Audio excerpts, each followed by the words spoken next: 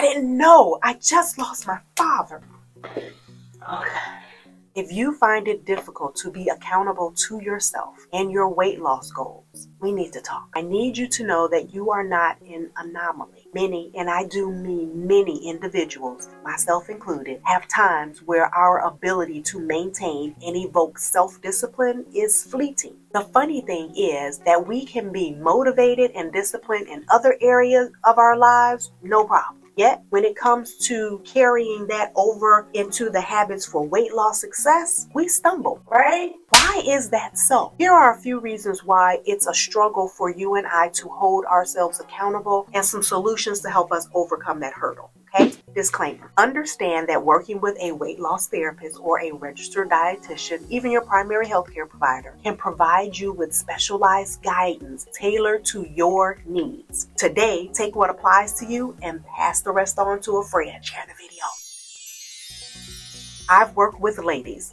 I've been the lady who wrestled with her why and how to prioritize my well-being and self-care. For far too long, I based my sense of worth on how much I could do and be for others. I said yes to everyone's everything, and I yelled no to my body and my mind when it clearly was in need of something different. How did I know it needed something different? Headaches, stomach pain. I was pre-diabetic, fatigue, I was losing some hair, and yes, weight gain were all forms of communication that my body tried to tell me, warn me about, but I ignored it. Why? Why did I at some point stop requiring myself to do the things that I knew would keep that list of malfunctions, including my weight? What went wrong? Why did I stop? I was eating healthy. At a minimum, I was moving my body 30 minutes a day. I was getting 7-ish hours of sleep, leisurely reading, and taking moments to slow down and just be. Without advance warning, I simply stopped.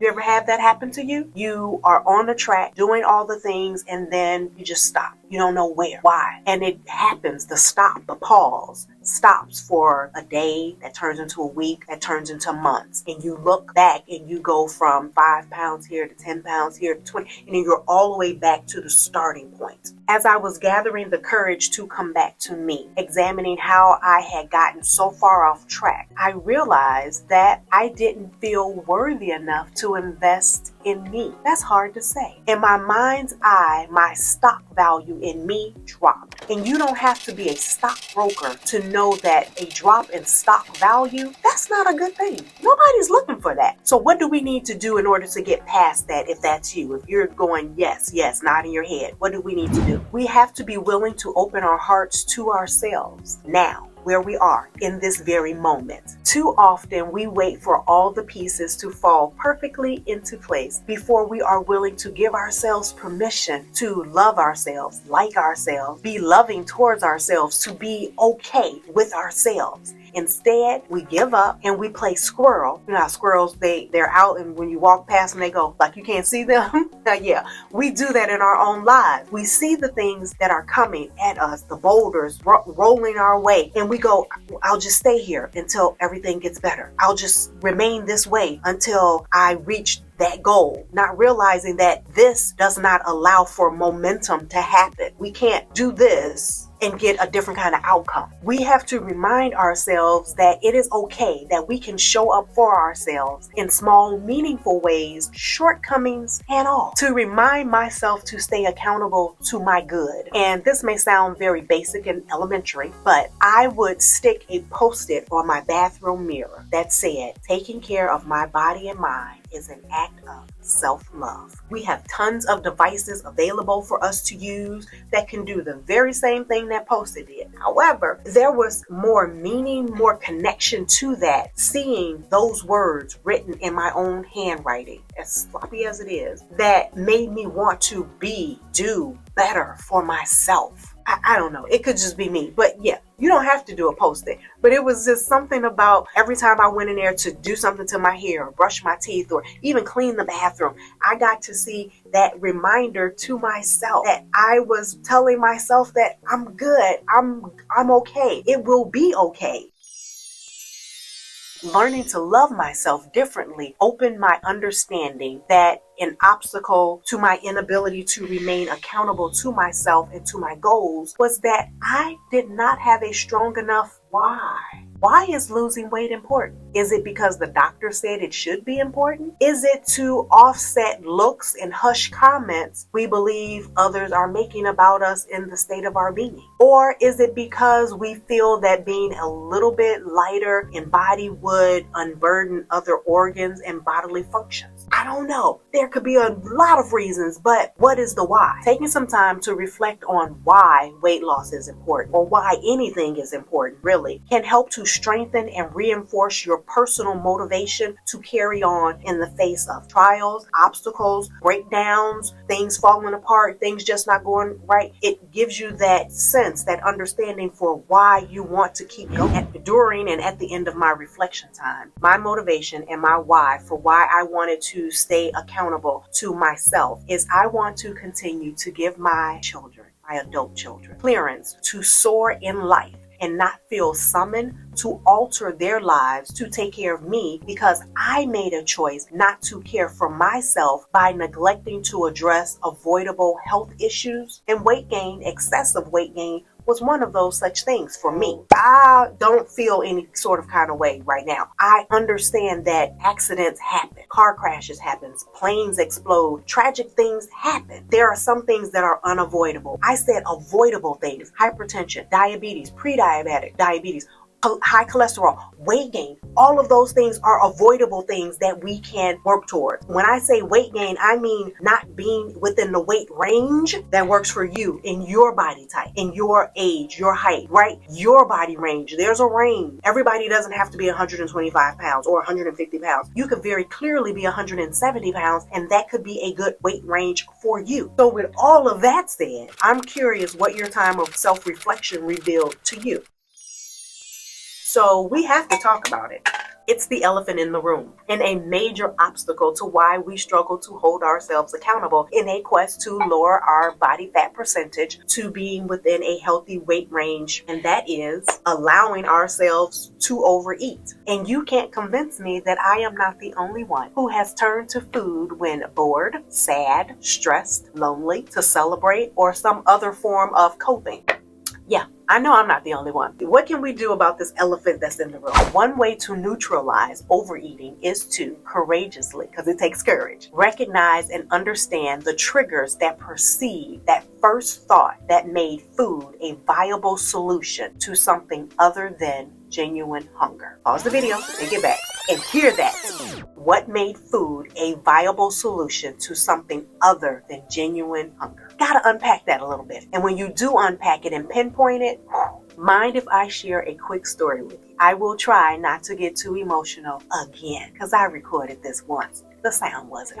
I heard the cold. There was a swarm of nurses and doctors spilling into the room. Machines magically appeared and tubes were being attached to my dad. 1, 2, 3, clear. They said that over and over again as I sat in the corner watching my father take his last breath. That happened a few years ago, a couple of weeks before Christmas. The hurt and sorrow my heart felt, I couldn't put into words. I set them aside to be of comfort and support to my aunts, to my cousins, who my father was like a dad to them, and to my children, his grandchildren. I set that all aside. And this is the first parent that I've lost. I wasn't prepared for how to deal with that, what it involved. I was at the hospital the whole night. Came home, it was 7, 8 o'clock in the morning, and I just wanted to lay down because I hadn't slept all night. And the moment I put my head on the pillow, calls after calls came. And it wasn't calls from family just yet because I hadn't informed everybody yet, but it was the hospital. There were donor organizations. There were so many people calling, wanting, needing things that I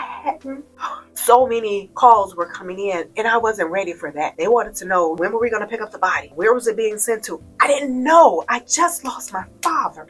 So, and then I had to plan the service, find a minister, somebody who could sing, print up brochures, do all the things, call people, write an obituary, all of those things. I had to do all of those things. So anyway, after I laid my father to rest, I was left with those feelings that I had set aside. I needed to deal with them, not because I know the impact of not dealing with it, letting it sit, and days and weeks and months and years go by. I know what that can do to your soul, your heart, your spirit, just your ability to function. What I do in my profession, I talk to people about how to move past that. I knew I needed to do that. As I sat with my emotions and my feelings and tried to decipher all the things, I was bombarded with all of my weaknesses. And among those weaknesses was food. I have some weaknesses around food. So the outside world today, looking at me 70 pounds lighter, it doesn't look like I have food weaknesses, like I do everything to the book, but I don't. In that moment, I didn't want to, but I knew that wasn't an option for me. First, because, we go back to the why. I am my father's legacy. As his representative here on earth, when people look at me, they see my father. I don't want people to look at me and go, that's William's child. She let herself go. She's not doing life well at all. No, I want to embrace life with the same level of joy, optimism, and go-getting spirit that my father had, that I got to watch him live out. So as his legacy, as his representative, Daddy, I got you. I'm doing the things that you were proud of when you were here, that I know you will continue to be proud of in your absence. But I was able to deal with those food weaknesses because earlier on in my life, I had identified the triggers for me. I knew how to decipher what my desire for foods beyond what my body needed, what that was. It was I needed emotional support at that time. I had misinterpreted my loss from my father as lack of connection. But there is no lack of connection. My father forever remains with me. But not only does his presence remain with me and I have that connection with him in that way, that I have an awesome husband. My children are awesome. They rally around me like none other. They are my biggest fans all the time.